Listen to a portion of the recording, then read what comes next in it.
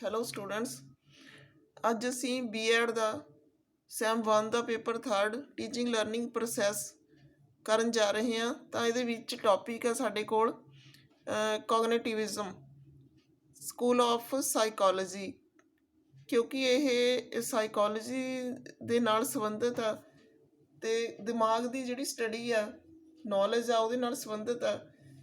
ਤਾਂ ਅੱਜ ਅਸੀਂ ਇਸ ਦਾ ਮੀਨਿੰਗ, ਕੰਪੋਨੈਂਟਸ ਅਤੇ ਡੈਫੀਨੇਸ਼ਨ, ਅਜ਼ੰਪਸ਼ਨਸ ਇਹ ਚੀਜ਼ ਕਰਾਂਗੇ।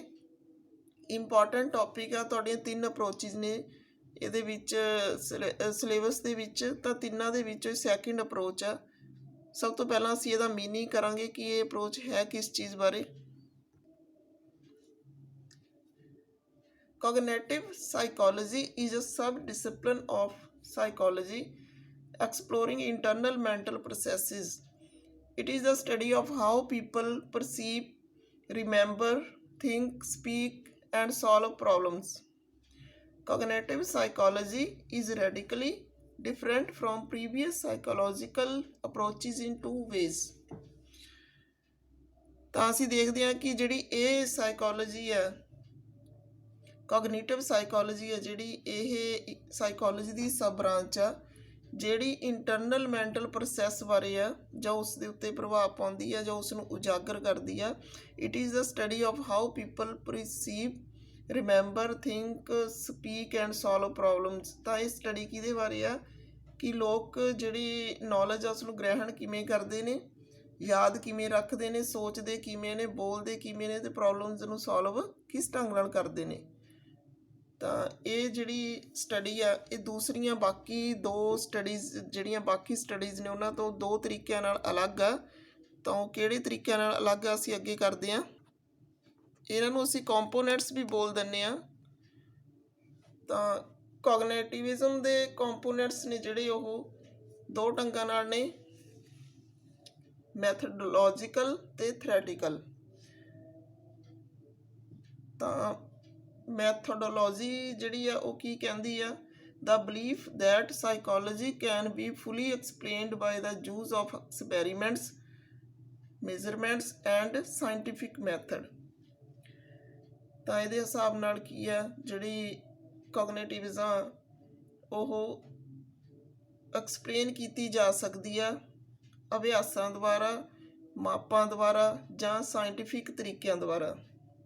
ਅਤੇ ਜਿਹੜਾ ਇਹਦਾ ਥਿਓਰੈਟੀਕਲ ਵੇ ਆ ਉਹ ਕੀ ਕਹਿੰਦਾ ਹੈ? The belief that cognition consists of discrete internal mental state such as belief, desire, idea, knowledge and motivation. ਤਾਂ ਜਿਹੜੀ ਨੌਲੇਜ ਆ, ਕੋਗਨੀਸ਼ਨ ਆ, ਉਹ ਕਿੱਥੇ ਕੰਸਿਸਟ ਕਰਦੀ ਆ? ਇੰਟਰਨਲ ਮੈਂਟਲ ਸਟੇਟ ਆ ਇਹ ਇੱਕ, ਜਿਵੇਂ ਵਿਸ਼ਵਾਸ ਕਰਨਾ, ਇੱਛਾ ਜਤਾਉਣਾ, ਆਈਡੀਆ, ਨੌਲੇਜ ਅਤੇ ਪ੍ਰੇਰਨਾ, ਮੋਟੀਵੇਸ਼ਨ। ਤਾਂ ਇਸ ਤਰ੍ਹਾਂ ਨਾਲ ਇਹ 2 ਢੰਗਾਂ ਨਾਲ ਅਸੀਂ ਇਹਨੂੰ ਦਰਸਾ ਸਕਦੇ ਹਾਂ।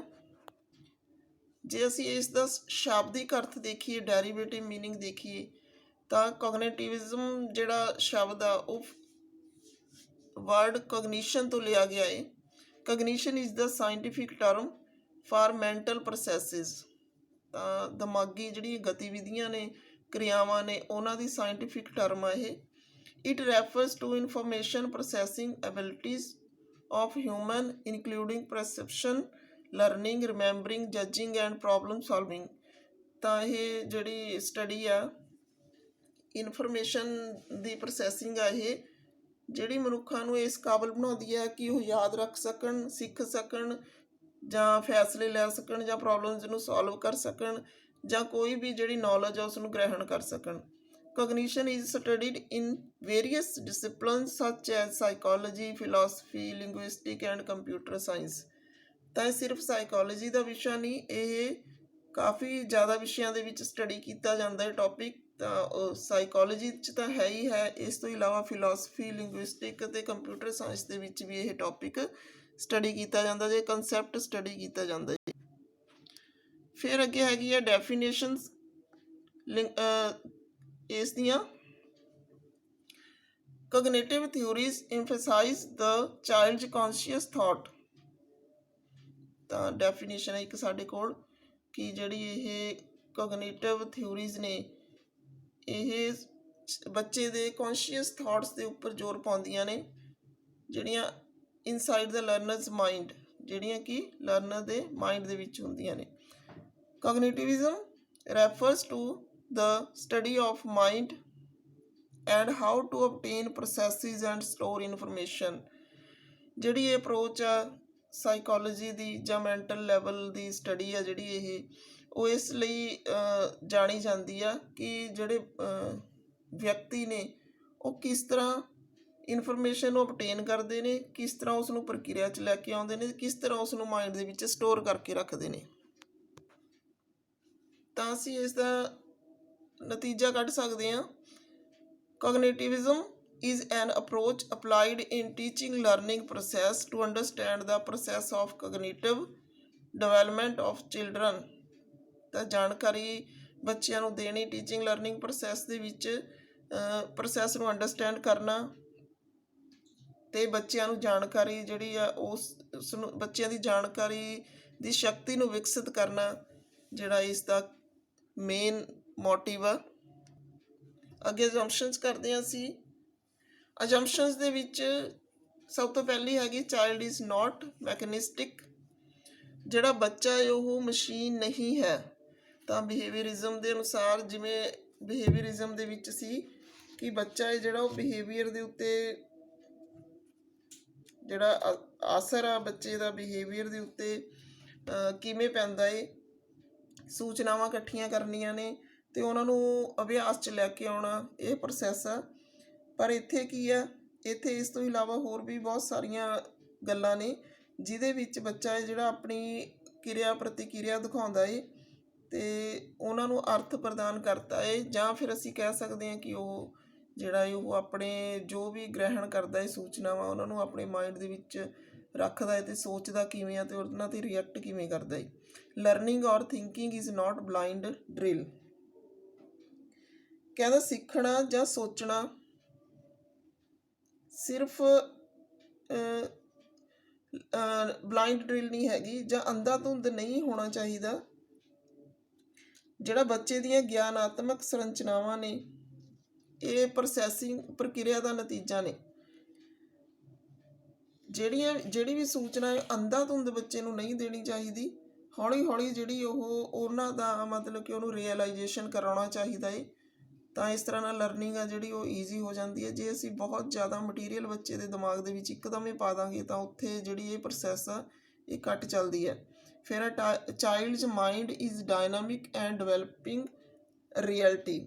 ਜਿਹੜਾ ਬੱਚੇ ਦਾ ਮਨ ਆ ਕਹਿੰਦੇ ਗਤੀਸ਼ੀਲ ਆ ਅਤੇ ਵਿਕਸਿਤ ਹੋ ਰਿਹਾ ਏ, ਇਹ ਰਿਐਲਿਟੀ ਹੈ। ਡਾਇਨਾਮਿਕ ਆ ਮੀਨਜ਼ ਚੇਂਜ ਹੁੰਦਾ ਏ, ਗਤੀਸ਼ੀਲ ਆ, ਵੱਧ ਰਿਹਾ ਏ, ਵਿਕਸਿਤ ਹੋ ਰਿਹਾ ਏ। ਤਾਂ ਇਸ ਜਿਹੜੀ ਸਾਈਕੋਲੋਜੀ ਦੀ ਇਹ ਟਰਮ ਆ ਜਾਂ ਇਹ ਜਾਣਨ ਦੀ ਜਿਹੜੀ ਸਾਡੀ ਅਪਰੋਚ ਆ ਇਹ ਇਸ ਗੱਲ ਦੇ ਉੱਤੇ ਟਿਕੀ ਹੋਈ ਹੈ। ਅੱਗੇ ਹੈਗਾ any environment may have different meaning to different individuals. ਕੋਈ ਵੀ ਲਰਨਿੰਗ ਇਨਵਾਇਰਨਮੈਂਟ ਆ ਤਾਂ ਹਰੇਕ ਇੰਡੀਵਿਜੂਅਲ ਲਈ, ਹਰੇਕ ਲਰਨਰ ਲਈ ਅਲੱਗ ਮੀਨਿੰਗ ਰੱਖ ਸਕਦਾ ਏ। ਮੀਨਜ਼ ਸਾਰੇ ਜਿਹੜੇ ਲਰਨਰ ਨੇ ਉਹ ਇੱਕੋ ਹੀ ਇਨਵਾਇਰਨਮੈਂਟ 'ਚ ਹੋ ਸਕਦਾ ਨਾ ਸਿੱਖ ਸਕਣ, ਤਾਂ ਉਹਨਾਂ ਲਈ ਅਲੱਗ-ਅਲੱਗ ਇਨਵਾਇਰਨਮੈਂਟ ਮਾਇਨੇ ਰੱਖਦਾ ਹੈ ਸਿੱਖਣ ਲਈ। ਫਿਰ ਹੈ structural relationship between different materials ਔਰ different parts one material make the material meaningful. ਜੇ ਅਸੀਂ ਸਟਰਕਚਰ ਦੇਖੀਏ ਤਾਂ ਅਲੱਗ-ਅਲੱਗ ਮਟੀਰੀਅਲ ਨੇ ਜਿਹੜੇ ਲਰਨਿੰਗ ਲਈ, ਜਾਂ ਉਹਨਾਂ ਦੇ ਪਾਰਟਸ ਨੇ, ਜਾਂ ਇੱਕ ਮਟੀਰੀਅਲ ਦੇ ਜਿਹੜੇ ਨੇ ਇੱਕ ਪਾਰਟ ਆ ਤਾਂ ਉਹ ਇੱਕ ਹਿੱਸਾ ਵੀ ਮੀਨਿੰਗਫੁਲ ਹੋ ਸਕਦਾ। ਸਾਰੀ ਜਿਹੜੀ ਲਰਨਿੰਗ ਸਾਰਾ ਮਟੀਰੀਅਲ ਆ ਜਿਹੜਾ ਉਹ ਵੀ ਮੀਨਿੰਗਫੁਲ ਹੋ ਸਕਦਾ। ਮੀਨਜ਼ ਮਟੀਰੀਅਲ ਨੂੰ ਤੋੜ ਕੇ ਪੜ੍ਹਾਉਣਾ ਇਹ ਵੀ ਮੀਨਿੰਗਫੁਲ ਹੋ ਸਕਦਾ ਅਤੇ ਪੂਰਾ ਮਟੀਰੀਅਲ ਪੇਸ਼ ਕਰਨਾ ਇਹ ਵੀ ਮੀਨਿੰਗਫੁਲ ਹੋ ਸਕਦਾ। ਇਹ ਇਸ ਦੀ ਅਜੰਪਸ਼ਨ ਆ। ਫਿਰ thinking is not merely a pure intellectual operation. ਜਿਹੜੀ ਥਿੰਕਿੰਗ ਆ, ਸੋਚਣਾ ਏ, ਸਿਰਫ ਇਹਨੂੰ ਅਸੀਂ ਸਿਰਫ ਅਤੇ ਸਿਰਫ ਦਿਮਾਗੀ ਕਾਰਵਾਈ ਨਹੀਂ ਮੰਨ ਸਕਦੇ, ਪੂਰੀ ਤਰ੍ਹਾਂ ਦਿਮਾਗੀ ਕਾਰਵਾਈ ਨਹੀਂ ਮੰਨ ਸਕਦੇ। ਤਾਂ ਇਸ ਤੋਂ ਇਲਾਵਾ ਵੀ ਇਹ ਕੀ ਆ, ਸੋਚਣਾ ਹੋ ਸਕਦਾ ਹੈ। ਫਿਰ ਹੈਗਾ development is directed by self motivated. ਤਾਂ ਜਿਹੜੇ ਸੈਲਫ ਮੋਟੀਵੇਟਡ ਹੁੰਦੇ ਨੇ, ਸੋਚਦੇ ਨੇ ਲਰਨਰ, ਜਾਂ ਉਹਨਾਂ ਨੂੰ ਪ੍ਰੇਰਨਾ ਅੰਦਰੋਂ ਮਿਲਦੀ ਆ, ਉਹੀ ਜਿਹੜੇ ਨੇ ਵਿਕਸਿਤ ਹੋ ਸਕਦੇ ਨੇ, ਜਾਂ ਵਿਕਾਸ ਆ ਉਹਨਾਂ ਵੱਲੋਂ ਹੀ ਨਿਰਦੇਸ਼ਿਤ ਕੀਤਾ ਜਾਂਦਾ ਹੈ। This approach places high significance to learner centered methods and techniques. ਜਿਹੜੀ ਇਹ ਅਪਰੋਚ ਆ ਇਹਦਾ ਬਹੁਤ ਮਹੱਤਵ ਆ। ਜਿਹੜੇ ਮੈਥਡਸ ਨੇ ਲਰਨਰ ਸੈਂਟਰਡ ਹੁੰਦੇ ਨੇ, ਜਾਂ ਟੈਕਨੀਕਸ ਨੇ ਜਿਹੜੀਆਂ ਉਹ ਲਰਨਰ ਸੈਂਟਰਡ ਹੁੰਦੀਆਂ ਨੇ, ਉਹਨਾਂ ਦੇ ਵਿੱਚ ਇਸ ਦਾ ਮਹੱਤਵਪੂਰਨ ਸਥਾਨ ਆ। ਮੀਨਜ਼ ਲਰਨਰ ਨੂੰ ਸਾਹਮਣੇ ਰੱਖ ਕੇ ਜਿਹੜੇ ਮੈਥਡ ਅਤੇ ਟੈਕਨੀਕਸ ਨੇ ਟੀਚਿੰਗ ਦੇ ਉਹ ਅਪਣਾਏ ਜਾਂਦੇ ਨੇ, ਤਾਂ ਉੱਥੇ ਇਹ ਅਪਰੋਚ ਕੰਮ ਕਰਦੀ ਹੈ। Child's cognitive abilities, his social world, biological factors, emotions, motivation and his experience with environment all play a role of significance। ਤਾਂ ਬੱਚੇ ਦੀ ਜਿਹੜੀ ਕੋਗਨੀਟਿਵ ਐਬਿਲਿਟੀਜ਼ ਨੇ, ਸਿੱਖਣ ਦੀਆਂ ਜਿਹੜੀਆਂ ਉਹਦੀਆਂ ਯੋਗਤਾਵਾਂ ਨੇ, ਉਸ ਦਾ ਸਮਾਜਿਕ ਵਾਤਾਵਰਨ ਆ ਜਿਹੜਾ, ਉਸ ਦੇ ਬਾਇਓਲੋਜੀਕਲ ਫੈਕਟਰਸ ਨੇ, ਉਸ ਦੀਆਂ ਭਾਵਨਾਵਾਂ ਨੇ, ਪ੍ਰੇਰਨਾ ਨੇ, ਤਜਰਬੇ ਨੇ, ਤਾਂ ਇਹ ਸਾਰੇ ਕੀ ਨੇ, ਇਹ ਸਾਰੇ ਮਹੱਤਵਪੂਰਨ ਰੋਲ ਅਦਾ ਕਰਦੇ ਨੇ ਉਸ ਦੇ ਸਿੱਖਣ ਦੀ ਪ੍ਰਕਿਰਿਆ ਦੇ ਵਿੱਚ। ਤਾਂ ਟੀਚਿੰਗ ਲਰਨਿੰਗ ਪ੍ਰਕਿਰਿਆ ਦੇ ਵਿੱਚ ਇਹ ਚੀਜ਼ਾਂ ਨੇ ਜਿਹੜੀਆਂ ਬਹੁਤ ਮਹੱਤਵਪੂਰਨ ਨੇ। ਤਾਂ ਅੱਜ ਸਾਡਾ ਟੌਪਿਕ ਇੱਥੇ ਹੀ ਖਤਮ ਹੁੰਦਾ ਏ। ਅਸੀਂ ਕੀਤਾ ਮੀਨਿੰਗ, ਡੈਫੀਨੇਸ਼ਨਸ, ਅਪਰੋਚਿਸ, ਕੰਪੋਨੈਂਟਸ ਅਤੇ ਅਜੰਪਸ਼ਨਸ। ਤਾਂ ਅੱਜ ਲਈ ਇੰਨਾ ਹੀ ਕਾਫੀ। ਅੱਗੇ ਫਿਰ ਮਿਲਦੇ ਹਾਂ ਅਗਲੀ ਅਪਰੋਚ ਦੇ ਵਿੱਚ। Okay, thanks.